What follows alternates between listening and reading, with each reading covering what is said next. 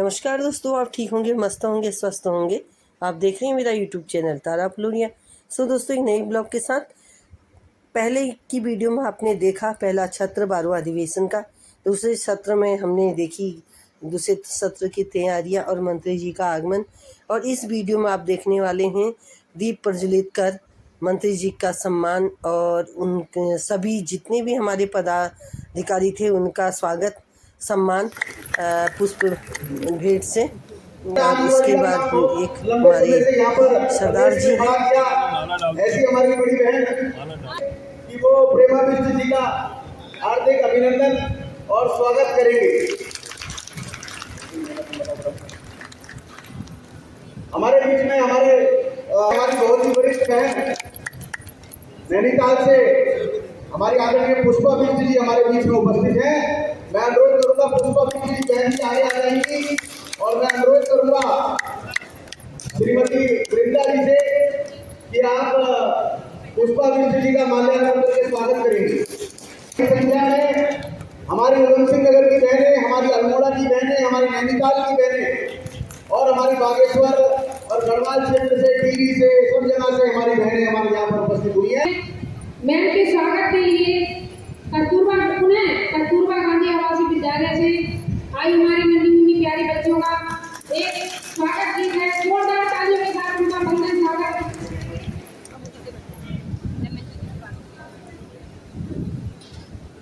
हमारे अनुपम जी जो संगठन से हैं तो उन्हें भी लोगों का स्वागत करता हूँ कि आज मेरा सौभाग्य है कि उनका मार्गदर्शन देने को मिलेगा। बहन सबको आज उनके दर्शन दिए और मेरा सौभाग्य है कि बहन मेरी रात मेरे ही परिवार में रुकी थी। मैं धन्यवाद करता हूँ सभी का। और माननीय प्रधानमंत्री जी के नेतृत्व में मजदूर संघ के जितने उपस्थित पदाधिकारी हैं उन्हें भी नमन और स्वागत करता हूँ। महिलाओं का सहयोग नरेंद्र मोदी जी के नेतृत्व में और हमारे प्रदेश के माननीय मुख्यमंत्री के नेतृत्व में आने वाला समय हमारी बहनों का और बच्चों का भविष्य को संवारने का है। और बहुत ही सौभाग्यशाली है हमारे बच्चे के जो कार्यक्रम में नन्हे मुन्ने बच्चों ने कार्यक्रम करा है, ये भी अच्छी बात है। हमारी जो बागडोर है आने वाले समय में महिलाओं और बच्चों के हाथ में आने वाली है और भविष्य को संवारने के लिए छोटे छोटे कार्यक्रम में बड़े पद पर जाएंगे। मेरा सभी बहनों और जितने अधिकारी हैं सभी को नमन करता हूँ, धन्यवाद करता हूँ कि आप सबका स्वागत है बालपुर में और सबको दोबारा प्रणाम करता हूँ इसी पानी के साथ अपने। धन्यवाद। भारत माता की, भारत माता की, वंदे वंदे। ये अपने बीच में मंजीत जी हैं, वो भेंट करना चाहते हैं माननीय मंत्री जी को। ये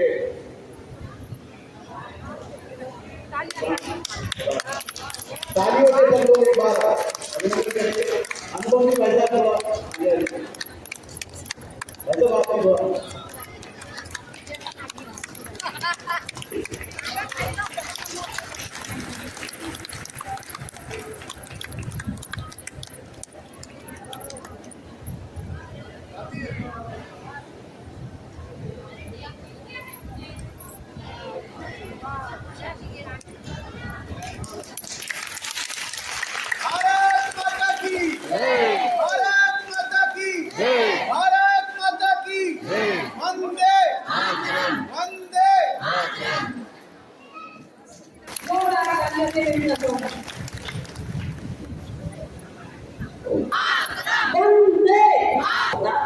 उसमें से मेरी ही स्टेट जहाँ से मैं बिलोंग करती हूँ सुंदरगढ़ डिस्ट्रिक्ट सत्ते का एक एकदम आदिवासी अध्युषित इलाका है, वहीं से स्टार्ट हुआ था।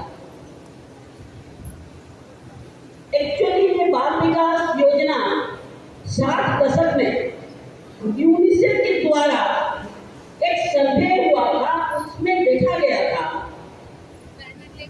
जहाँ जहाँ ब्लैक मतलब थोड़ी सी सांवला कलर, ब्लैक कलर की लोग दिखाई देते हैं, वही मातृ मृत्यु दर, शिशु मृत्यु दर और लिटरेसी ये बहुत कम मात्रा से वहाँ दिखाई देता था।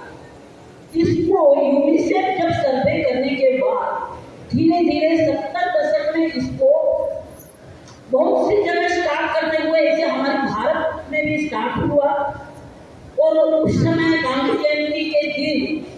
जितनी भी गरीबों के लिए जो काम होता था, आदिवासियों के लिए काम होता था, ये सारे उसी दिन स्टार्ट किया जाता था।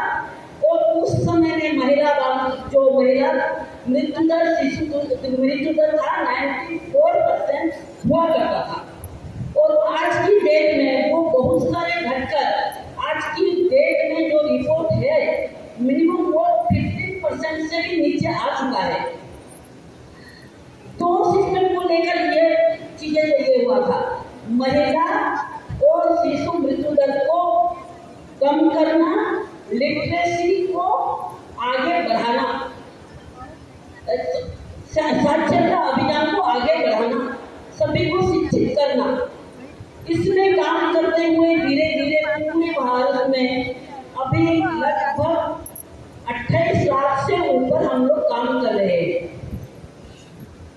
जो कि आज सभी को पता है, ये जो आंगनबाड़ी वर्कर है आज की डेट में सरकार की जितनी भी नए योजना होता है, नए सिस्टम से आए, इसमें से कुछ बहुत सारी तो योजना है जो पहले बार इंट्रोड्यूस होता है, लेकिन कुछ चीजों को मैं बता तब अभी तक ये सारे बीमारियां आंगनबाड़ी वर्कर को सहायता के द्वारा ये आज घटकर पूरे देश में पोलियो मुक्त भारत बन चुका है।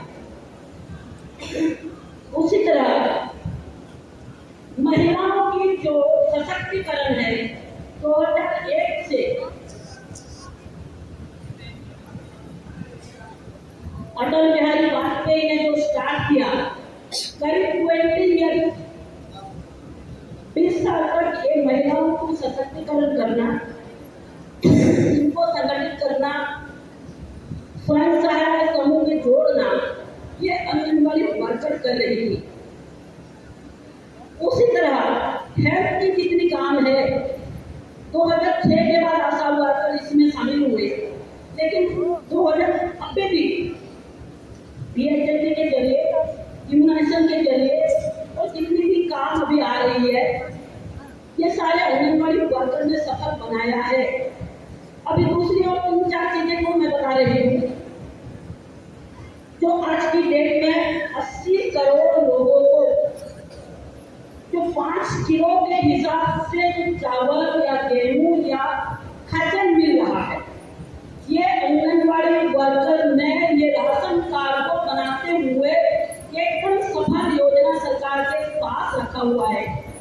दूसरी चीज स्वच्छ भारत मिशन, ये भी आंगनबाड़ी के द्वारा घर घर सर्वे करते हुए ये हुआ है। लेकिन जरूर ये मैं कहूँगी कि यहाँ हम कितनी सफल दिखाते हैं, कितनी नहीं दिखाते।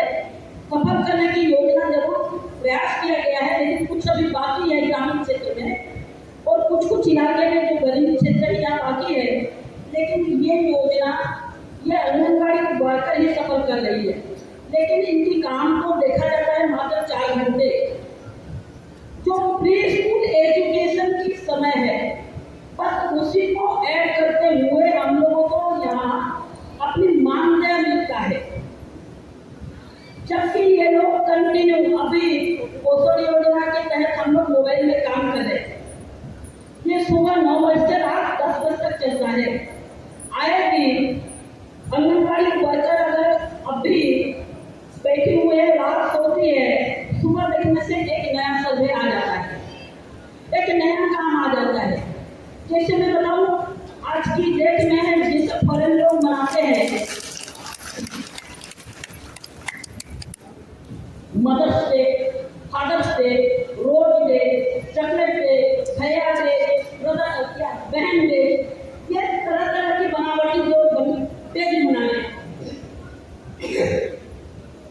हमारी सरकार, चाहे प्रदेश हो चाहे केंद्र सरकार, आंगनबाड़ी वर्कर के पास एक आए दिन नया डे लेकर आते हैं। इस महीने क्या पालन कर रहे हैं? विश्व स्तनपान दिवस।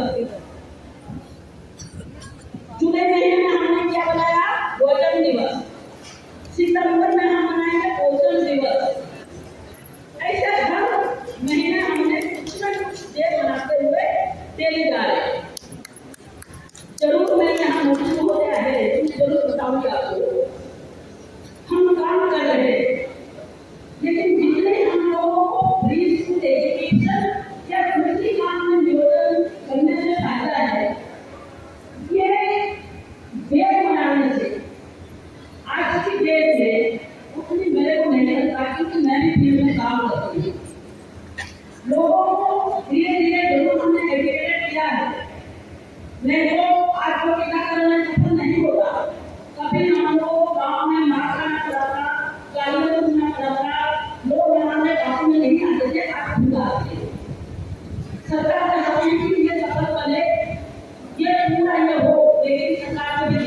चाहिए कि कौन सी काम आगे बढ़ने से सफल होगा। दूसरी चीज मैं यहाँ जरूर बताऊंगी, हमारे लोगों का है 50 साल को धन्यवाद भी देना चाहिए। प्राइम मिनिस्टर जो हमारे लिए बहुत फायदे की चीजें हैं और हमें इसमें शामिल होना चाहिए, क्योंकि काम कार्य करते करते आप लोग पहाड़ी इलाका से है, बहुत सारे दूर दराज पहाड़ी इलाका में आप लोग काम करते करते कभी कभी क्या होता है, किसी का डेथ हो रहा है, किसी का कुछ हो रहा है, इसमें कम से कम 2 से 4 लाख हम लोगों को जो परिवार को मिल रहा है, ये जरूर स्वागत योग्य है। लेकिन मैं मंत्री महोदय से रिक्वेस्ट करूंगी, अभी मैं उड़ीसा से आई हुई हूँ और वहाँ हम लोग भी सरकार से बात किया था, तो उन्होंने एक चीज रखा था, इसमें जीवन ज्योति जो है एक्सीडेंटल डेथ, सॉरी वो नॉर्मल डेथ में मिलता है, और जीवन सुरक्षा जो है एक्सीडेंटल डेथ वो 70 साल तक के है। अभी दूसरी चीज मैं यहाँ एग्जाम्पल देना चाहूंगी, 50 साल से 30 साल तो छोड़िए, 50 साल के बाद लोगों का मानसिक शारीरिक बीजी जाता है, उसके बाद हम अगर उनको नॉर्मल हम इंश्योरेंस देंगे तो फायदा है। अगर एक्सीडेंटल डेथ को हम लोग 50 साल के अंदर देंगे तो अच्छी बात है। आज की डेट में सभी बहनें स्कूटी चल रही है, एक्सीडेंट नहीं होने का चांस होता है, इसलिए जीवन सुरक्षा उनको चाहिए। लेकिन जीवन ज्योति जो है 50 से ऊपर जो है उनके लिए चाहिए, अलग अलग चीजें आने लगा है। इसलिए मेरा कहना है कि जो बहनें 60 साल उम्र तक कर रही है, ये बहुत ज्यादा नहीं है आपकी स्टेट में, इनको इस इंश्योरेंस में शामिल करते हुए पूरा 60 ईयर्स तक इनको लागू करें तो बहुत ज्यादा आपका नुकसान नहीं होने वाला, लेकिन आपकी तरफ बहुत ज्यादा बहनों का विश्वास आने वाली है और फायदा हमें भी मिलेगी, संगठन को फायदा सरकार को भी मिलेगी। दूसरी चीज ये बताऊंगी, अभी मैं कल रिपोर्टिंग ले रही थी, यहाँ बहनों से 100 रुपये कटौती होता है और जब रिटायर होती है तो 1 लाख रुपए उनको रिटायरमेंट बेनिफिट दिया जाता है। मेरी ये कहना है कि कम से कम बहनों से जो पैसे कट दिया जाता है ये अच्छी बात है, हम चाहते हैं कि 100 से ज्यादा आप कट कीजिए और उतनी सरकार उसमें डाले, और जब ये लोग रिटायर होंगी उसके बाद ये लोग कम से कम 3 से 4 लाख रुपए लेकर जाएंगी, तो बुढ़ापे में इनका सहारा बनेगा, वो तो बैंकिंग में वो पैसा देगा, इनका थोड़ा सा ब्याज मिलने से, इंटरेस्ट मिलने से इनका बुढ़ापा उसमें कट जाएगी। दूसरी चीज मैं ये कहना चाहती हूँ, सरकार अगर कोशिश करे तो क्या नहीं होता। अगर हरियाणा गवर्नमेंट 2 लाख सभी दे रहा है, अभी मैं बहुत ज्यादा नहीं बोलूंगी क्योंकि हम भी संघ से हैं और बीएमएस से हैं, अभी बीजेपी का सरकार आया है अपनी वेस्ट बंगाल में, लेकिन इससे पहले जो सरकार था वहाँ की जो आंगनबाड़ी वर्कर्स हैं उनके लिए 3 लाख की रिटायरमेंट बेनिफिट रखा हुआ है, सहायता के लिए भी वर्कर्स के लिए भी। और मैं ये कहना चाहूंगी कि आज की डेट में आप समाज को हम लोग देख रहे हैं, बेटा बेटी सब बाहर रहते हैं, बेटा बेटी बहू नहीं चाहते कि बुढ़ापे में, बहुत कम लोग चाहते हैं कि साथ में माँ बाप रहे या सास ससुर रहे। आज की डेट में जब 40 साल यहाँ इन्होंने गुजारा, आपके छत्र छाया के नीचे आपके काम में सफल बनाते हुए सरकार को दिया है, तो मैं ये जरूर रिक्वेस्ट करूंगी इनका रिटायरमेंट बेनिफिट थोड़ी सी आप लोग सोचे। 60 साल के बाद ये लोग कोई काम कर नहीं सकते, ना ये लोग खेती कर सकते हैं, ना बाहर जाकर कुछ ले सकते तोड़ सकते हैं, ना बाजार में बैठ सकते हैं, ये लोग के हाथ पैर नहीं चलने वाले। इसलिए थोड़ी सी ये करके मैं एक साथ नहीं बोल रही हूँ कि इनको 10 लाख रुपए आप दे दीजिए, थोड़ी सी इनका काम को देखते हुए 2-4 लाख आप दे देंगी, कुछ ये लोग अपनी रखेंगे, तो ऐसे करते हुए 4-5 लाख अगर इनका अकाउंट में रह जाता है, कम से कम 5,000-1,500 रुपए इनका ब्याज आएगी, तो एक महिला वार्धक्य भत्ता के साथ इनका इंटरेस्ट 3-4 हज़ार होने से अपनी गुजारा निकाल सकती हैं, बुढ़ापे की उम्र निकाल सकती हैं।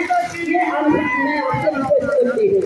दूसरी चीज मैं अपनी बहनों से जरूर कहूँगी, सिर्फ मंत्री महाशय से बोलने से नहीं होगा, हमें संगठित होना पड़ेगा। संगठित होंगे और दूसरी चीज, कभी ये हाथ मांगते हैं तो ये हाथ देना भी पड़ता है। सिर्फ लेने से काम नहीं चलेगा, देना भी पड़ेगा। जो सरकार के द्वारा जो काम आ रहा है, हमारी वहां लिखा हुआ है राष्ट्रीय औद्योगिक समिति। अगर हम पहले जैसे पेंडेमिक्स कितनी सारे डिजीज है, हमने काम किया, हमारी जो महिला बाल विकास की जितनी काम आ रही है, सभी को हम सफल बनाए।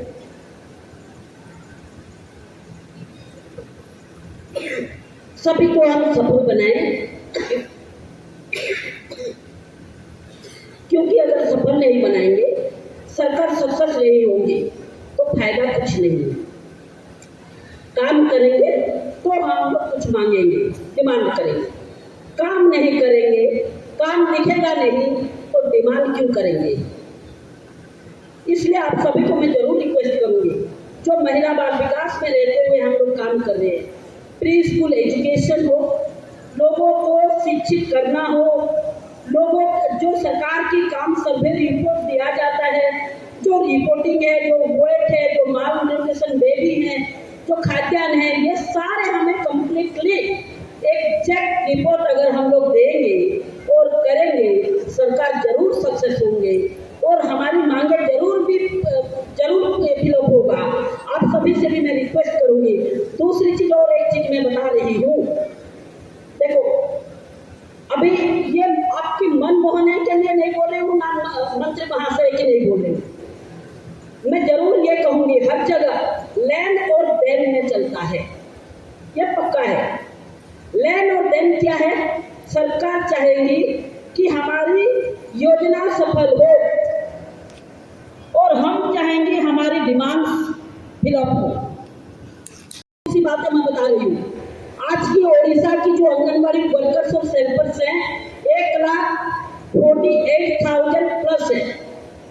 उनमें से भारतीय मजदूर संघ की मेंबर्स हम 1,30,000 से ऊपर है। वहाँ पूरे सीटों को हमने समाप्त किया और 1 या 2 ब्लॉक में वो बचे हुए हैं। जो AITUC है, इंटक नहीं है वहाँ। इंटक मीन्स कांग्रेस की जो यूनियन होता है, AITUC जो कम्युनिस्ट का है, वो अभी सीमित कुछ जगह बचा हुआ है। वहाँ की पूर्व सरकार जो बीजेपी था, कुछ हमसे गद्दारी करते हुए जो महिला थी, सरकार के काम को जो सफल नहीं बनाती, जो ठग होते हैं, ऐसे लोग कुछ वो लोग संगठन बनाए थे, वो लोग भी अभी समाप्त होने के लिए जा रहे हैं। वो हम हमारी यूनियन में शामिल होना चाहते हैं, हम उनको एक्सेप्ट नहीं कर रहे हैं, क्योंकि हमें काम भी करना है, हमें दाम भी लेना है। इसलिए आपको कह रही हूँ, डायरेक्ट हो इनडायरेक्ट आपको संगठित होना पड़ेगा, एक एक बहनों को जोड़ना पड़ेगा। अपनी यूट्यूब में काम नहीं चलता। यहाँ की एक बहन भी कभी BMS में कुछ महीनों के लिए आई थी, अभी वो यूट्यूब में सारे बहुत कुछ दिखाती है, लेकिन ये सारे फर्ज है। आपको पता है यूट्यूब में काम नहीं चलता। यूट्यूब आज भी कहता है कि आंगनबाड़ी वर्करों का 26,000 पेमेंट हो गया, जबकि आज भी हम लोग 9,300 रुपये में पड़े हुए हैं। इसलिए यूट्यूब में नहीं चलना, रियल में चलना है और रियल में आप लोग संगठित होना, रियल में काम करना। सरकार देखेंगी, जहाँ बल होता है वहाँ सभी का माथा झुकता है। शक्ति की देवी दुर्गा को कहते हैं, उनके पास शक्ति था, इसलिए उन्होंने किसको मारा? दुर्गा ने किसको मारा? महिषासुर, है ना? तो मेरा ये कहना है, आप संगठित होंगे तो पहले अपने नजदीक जो बाजार बैठाए हुए हैं, यूट्यूब का हो, अलग अलग छोटी छोटी जेब भरा संगठन हो, उनको समाप्त करने के बाद आप खड़े हो जाना। जो सरकार आपको जब उनको दिखाई देगा कि BMS का जरूर यहाँ अच्छी संगठन है, वो ऑटोमेटिक आपके साथ वार्तालाप करेंगी, आपका डिमांड फिलअप करेंगी। अभी फिर से मैं जा रही हूँ, मेरी महिला बाल विकास मंत्री प्रभाती परिया है वहाँ की, आप लोग अधिवेशन में गए हुए थे महासंघ की, वो हमारी स्टेट आई थी और वही जो डिक्लेयर करके गई हैं उनका अभी हर जिला का अभी दौरा चल रहा है। और रिसेंटली मेरे को लग रही है ये सितंबर या अक्टूबर में हमारी उड़ीसा की बहनों का फिर से वहाँ की सरकार पेमेंट बढ़ाने वाली है, इसलिए कि वहाँ ताकत है, इसलिए कि वहाँ रियल में ताकत है, उनको दिखाई देता है। आज आपको भी वो करना पड़ेगा। आप अगर सेल्फिश हो जाएंगे आपको कुछ नहीं मिलने वाला।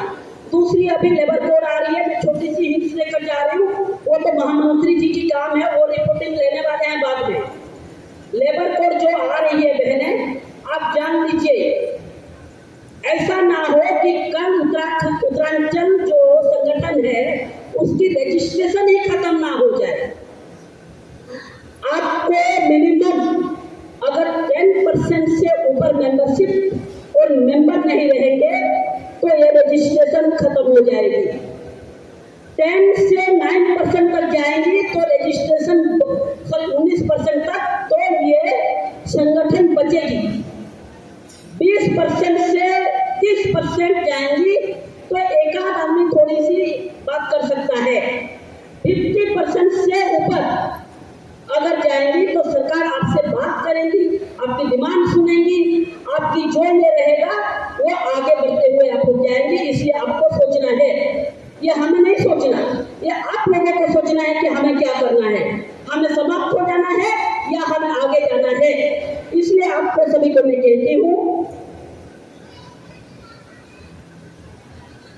इसलिए आप सभी को मैं कहती हूँ कि आप सभी संगठित होना, आप सभी साथ देना, संगठन को एकजुटता लाना, सब सेक्टर लेवल पे, ब्लॉक लेवल पे, डिस्ट्रिक्ट लेवल पे सभी एक होकर संगठित होते हुए, मेंबरशिप करते हुए, अकाउंट्स एंड काम इसके ऊपर भी आप लोग अच्छी तरह से ये करेंगे तो जरूर संगठन में आपकी बीएमएस का बात सुनेगी और बीएमएस पहल करेगी सरकार के साथ। जरूर आज यहाँ मंत्री आई हुई है, ये बीएमएस की भी प्रयास हुई होगी और मंत्री महोदया की भी आस है कि मेरी बहनें मेरी जो मेरे पास काम कर रही है वो आ रही हैं, उनके पास मैं कुछ रखूंगी तो मेरी जो काम है वो सफल बनेगा। और मैं जरूर कहूँगी मंत्री महोदया से इनकी बात भी आप सुने, जो वो उनके मुँह से बोल नहीं पा रही है, थोड़ी सी इनके काम के ऊपर ध्यान रखें। 50 साल की कार्य है, हम नहीं बोल रहे कि आज जो ज्वाइन किया उसको बना दीजिए, लेकिन यहाँ जो 20 साल 25 साल से काम कर रही है, अगर आप चाहें तो तमिलनाडु और पुडुचेरी सरकार जैसे स्टेट गवर्नमेंट ने रेगुलर किया है आंगनबाड़ी बहनों को, अगर आप लोग सोचेंगी तो मैं सीधे नहीं बोलेंगे पूरा उत्तराखंड को बना दीजिए, कुछ परसेंट के हिसाब से भी आप आगे लेंगे तो धीरे धीरे ये लोग रेगुलर होते हुए जाएंगी। इतनी मैं जरूर कहूँगी और आप बहनों को भी जरूर कहूँगी, आप लोग जरूर महिला बाल विकास मंत्रालय को और सफल सरकार देने की कोशिश करेंगे। और भारतीय मजदूर संघ की झंडा जो है, ये बैनर जो है उसका मान रखेंगी और इसके बैनर के नीचे रहेंगी। आगे जहाँ जहाँ अपने संगठन नहीं है जब रहेगी, इनको संगठित कीजिएगा। इतनी मैं अपनी वाणी को रखते हुए, इतनी मैं कहते हुए अपनी बात को यहाँ रखती हूँ। बोले भारत माता की, भारत माता की। सो दोस्तों, आपने अभी तक भाषण सुना, ये हमारी अखिल भारतीय मजदूर संघ की मंत्री एवं अखिल भारतीय आंगनबाड़ी कर्मचारी संघ की संरक्षक अंजलि पटेल दीदी, जो उड़ीसा से आई हुई थी और हमारे इस भारतीय मजदूर संघ के 12वें अधिवेशन में उन्होंने जो आंगनबाड़ी के लिए जो बात रखी, जो मंत्री महोदया से कही, वो सुनने लायक है, ध्यान देने लायक है। सो दोस्तों, वीडियो को शेयर करिए, लाइक करिए, कमेंट करिए। सो दोस्तों, वीडियो को अंत तक देखने के लिए बहुत बहुत धन्यवाद। और वीडियो को इतना शेयर करिए, हमारी हर आंगनवाड़ी वर्कर के पास जाए और हमारी हर आंगनवाड़ी वर्कर अपने अधिकारों और मूल्यों को समझें और संगठित होकर हमारी तभी हमारी सरकार सुनेगी। तो देखते रहिए वीडियो को अंत तक। बहुत बहुत धन्यवाद।